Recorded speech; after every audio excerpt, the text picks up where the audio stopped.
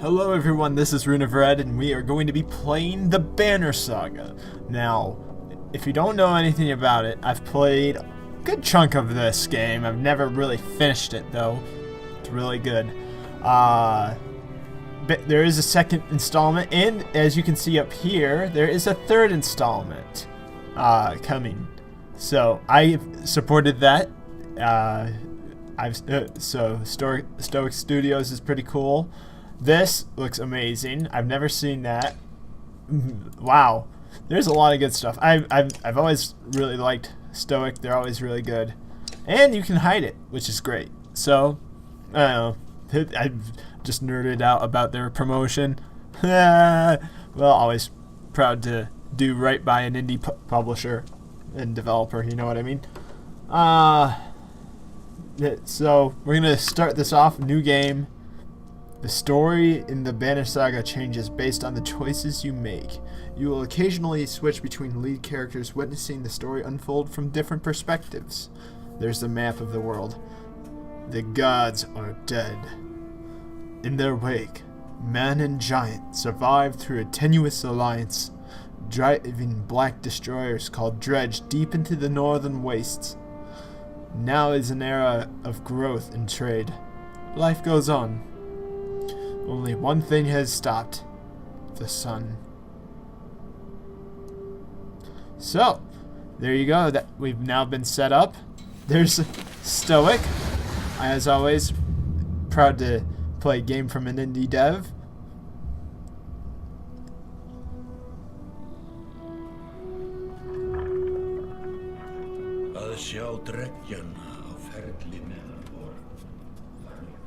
It has been several long months on the road. The first signs of snowfall accost us on our approach to Strand, largest of the trade cities on the Varl human borders, and our last collection before returning to the capital. I'll explain who that was in just a bit.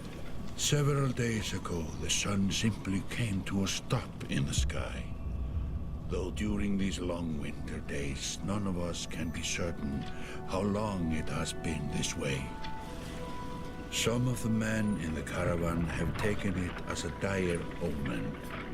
I am not quick to superstition, but I myself will be glad to be Beautiful done artwork. with this year's There's, rounds. I believe, Strand in the distance?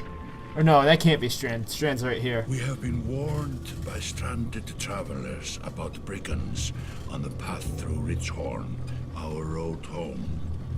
Our captain seems unconcerned. Perhaps he is as eager as I to be done here. We will rest here this day and inquire further when we speak to the governor. Okay, so basically, that is not somebody. Well, we'll be playing as them, but we will not. There he is, the guy on the cart. He's a cool dude. Yeah, something's going on up in the hall. Trouble's what's going on. Brigands. But they made the wrong mistake of showing up on the same day as giants with horns on their heads. And swords the size of the people. Jesus. Oh. Man, they got wrecked. If that gives you an idea of what we're going to be doing. This is our tutorial. So here we go. Yeah, your mother too.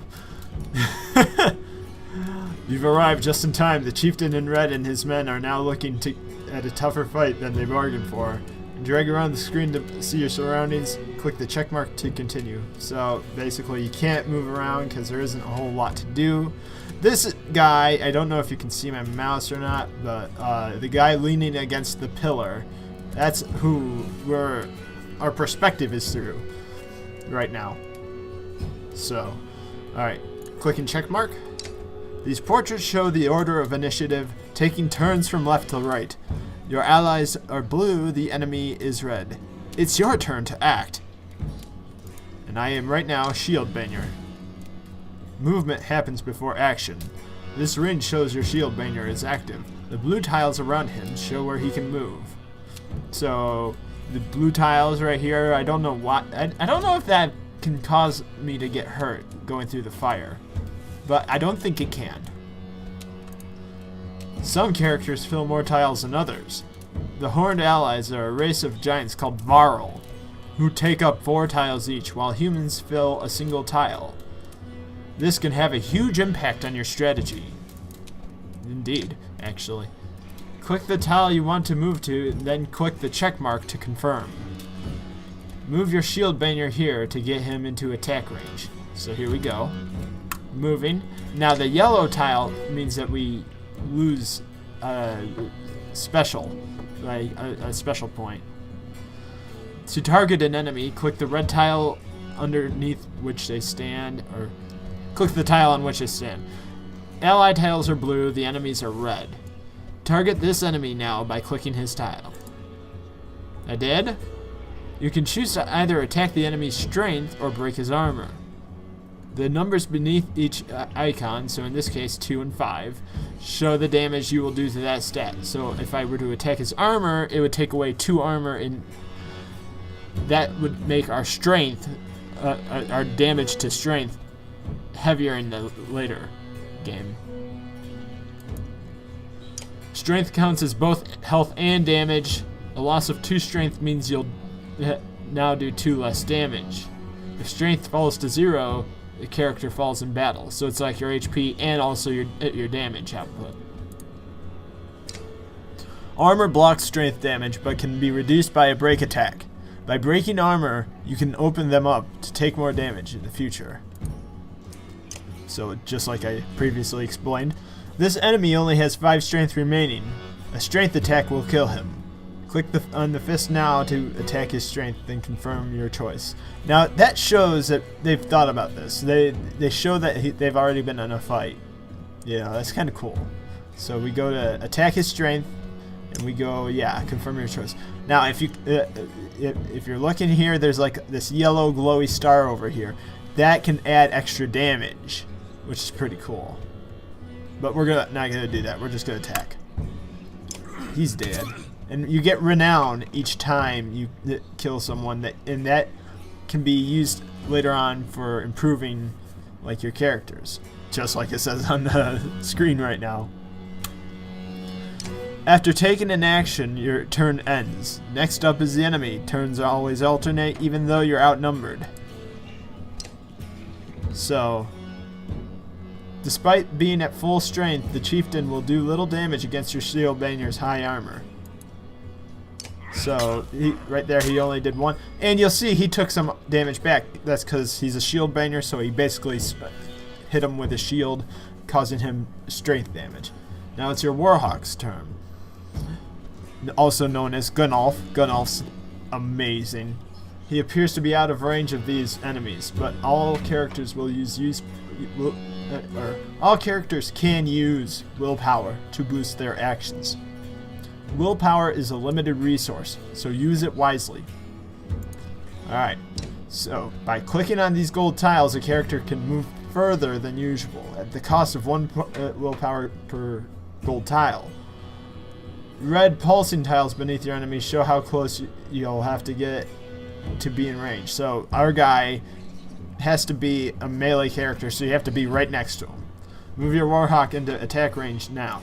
So doing that takes up 2 willpower, which is fine. Standard attacks only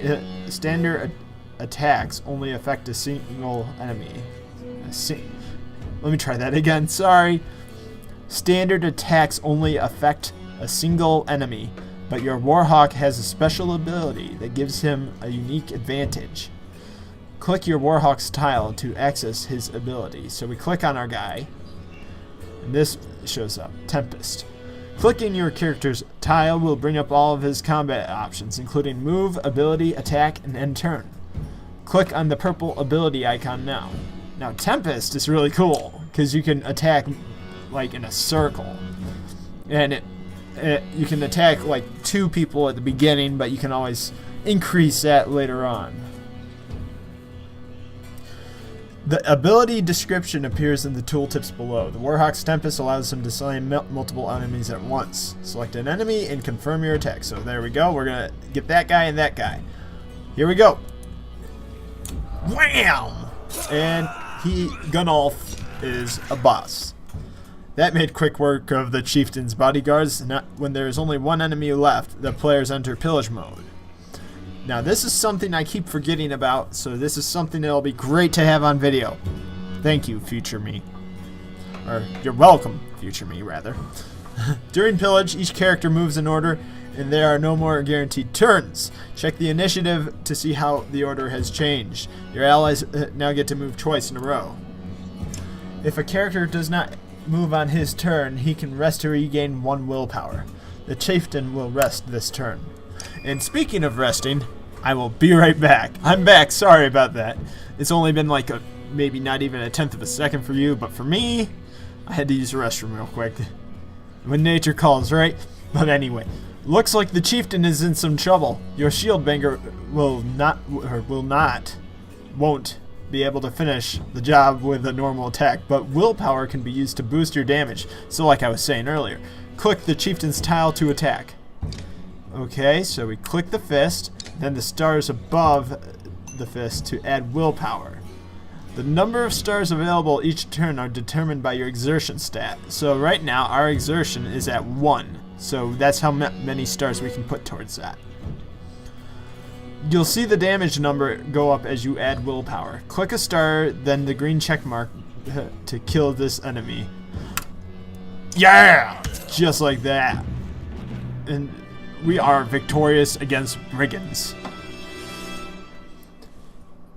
That's like 6 renown. Not bad. Like a rabid wolf, that one. How did it come to this? We fool ourselves believing that peace will last. My grandfather built all this from a poor fishing village, you know.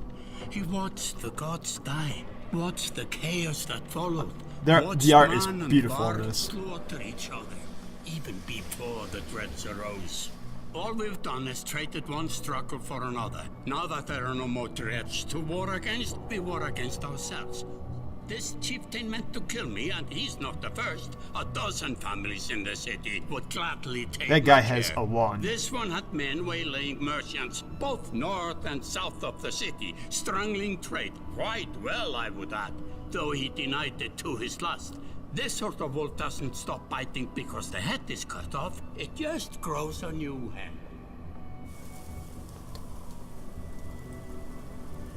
I am in a bad way, my friend. Help me finish this fight, and I'll gladly send you on your way with double our king's tithe. Take any men you need. They're loyal, I promise you that. They will meet you down in the proving grounds. So there you go. Yeah, we got some extra guards for our caravan. Oh, chapter 1. Only the sun has stopped. Alright. And on that note, I think we will call it here. Well, first we'll get here. Well, maybe not. Yeah, we'll extend this one past a little bit. You're approached by a familiar man who walks in step with you as you're leaving the Great Hall. He cuts to the chase. Eirik, steward of Strand. I manage the governor's business. Now this is how it normally goes. It's more like a click and thing. There's not many cutscenes. Ubin, isn't it? It is. Now here's a cool thing. You can choose how you respond to people. Now Eirik's a pretty cool guy, just doing his job. Pretty cool dude. It is. Ubin. The governor tells me you'll be giving us a hand. What did you have in mind? Scalfings that you didn't hack up in the Great Hall scattered after you took out their chieftain. The governor just wants to make sure they stay down. Was hoping you'd join me at the marketplace by the docks. If there's anyone left to worry about, I know who can tell us. So there we go. I'll leave it there. Click on the market tent to visit the merchant. But we'll get to that after. On the next episode. I hope that you enjoy this. I hope that these episodes are really well liked, because I really like this series and I really want to continue to play this. So if you like it, please leave a like. If you dislike it, please leave a dislike. And if you want to see more of my videos, please subscribe so you get them as soon as they're up. And thank you, and again, I'll see you next time. Adios.